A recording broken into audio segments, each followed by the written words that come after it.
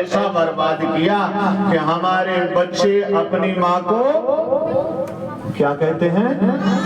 Mummy कहते। Mummy माने जानते हो, मिस्र एक देश है, वहां जब माँ मर जाती है तो मसाला लगा करके शीशे में रख देते हैं, और जब बच्चे रोते तो कहते देखो तुम्हारी मम्मी है।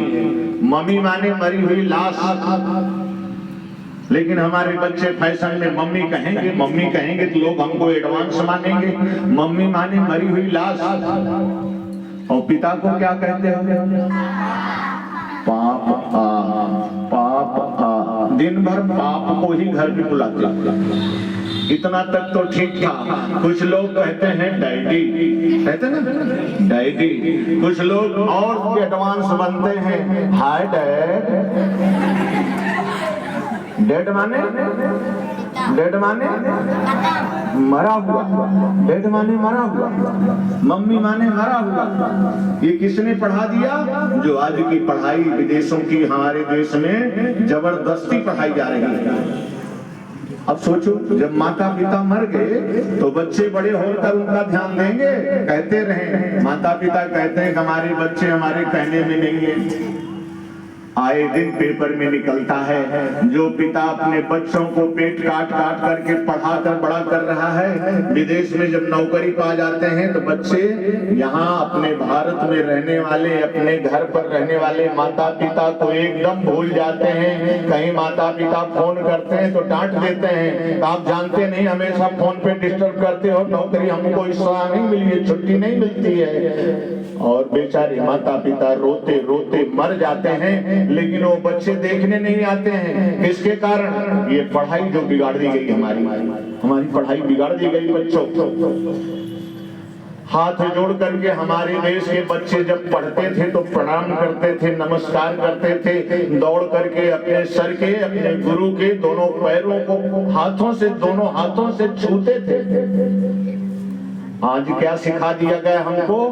बहुत अगर खुशहाल होंगे, हाय हाय, बाय बाय, टाटा, इसके माने क्या होता जानते हो?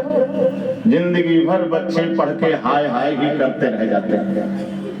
ये विदेशी पढ़ाई जो हमको बिगाड़ी गई, इससे कब हम लौटेंगे? कितने बच्चों के ये चीजें अच्छी लग रही हैं, हाय हाय बाय बाय टाटा, किसको अच्छी लग रही है? अरे कितने बच्चे प्रणाम और नमस्कार को अच्छा मानते हैं। अब आज से करना जान लीजिए, ये माता जी देख रही कौन कौन बच्चे इसको कह रहे हैं। अब आज से मम्मी पापा कितने लोग कहेंगे, और माता श्री, पिता श्री, भ्राता श्री कौन कौन कहेंगे?